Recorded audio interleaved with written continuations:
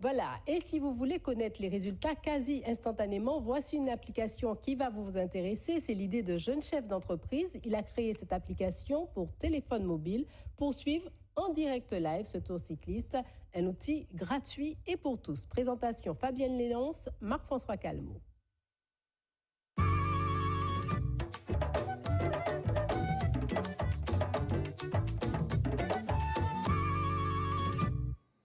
Il a les yeux constamment rivés sur son ordinateur. Éric Comment est technicien en informatique. Il est dans l'innovation, la création de nouveaux sites Internet et depuis peu dans le développement d'applications sur téléphone mobile.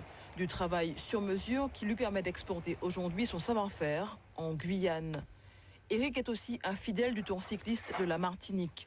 Depuis samedi, ordinateur en main, il se rend sur la ligne d'arrivée pour faire vivre en direct cet événement. Dans cette cabine, Éric commence par une écoute régulière de la radio. Il recueille les informations qui lui semblent essentielles, qu'il écrit au fur et à mesure sur cet écran. Et comme le système du tweet, il envoie les éléments lus par tous ceux qui ont l'application. Cela fait 10 ans que j'accompagne le comité pour le Tour cycliste de la Martinique. Donc l'idée m'est venue de proposer au président cette application quand nous avions 10 ans de base de données qui permet aux gens, au public, aux coureurs, aux journalistes de pouvoir consulter toutes ces informations de toutes les manifestations depuis 2003.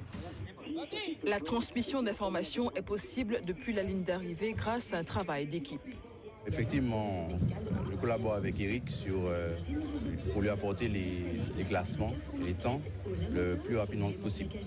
Donc mon travail consiste à poser les transpondeurs, donc des petits boîtiers sur les vélos.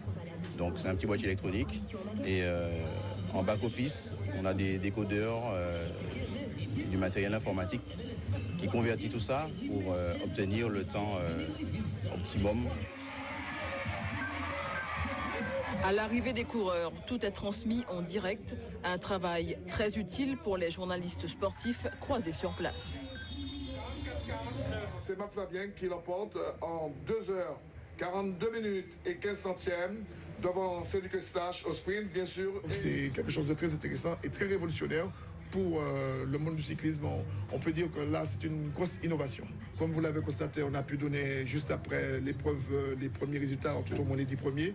Et puis pour le grand public aussi, c'est une bonne chose parce que même si vous habitez en Suède, en Australie, en France, n'importe où, vous avez la possibilité d'avoir l'application tout de suite. C'est des documents officieux qui nous sont transmis, qui nous permettent de réagir assez vite en plateau pour pouvoir justement questionner et puis moi surtout analyser les différentes choses qui se sont déroulées dans la course, les aspects technico-tactiques. C'est un plus mais qui n'arrivera pas à rivaliser avec le dispositif radio, ne va pas rivaliser avec un direct télé. C'est une information supplémentaire qui donne aussi de l'attirance pour ceux qui veulent s'informer sur le cyclisme. Les inconditionnels du Tour ont désormais le choix pour s'informer. Je confirme que c'est une application très utile pour les journalistes.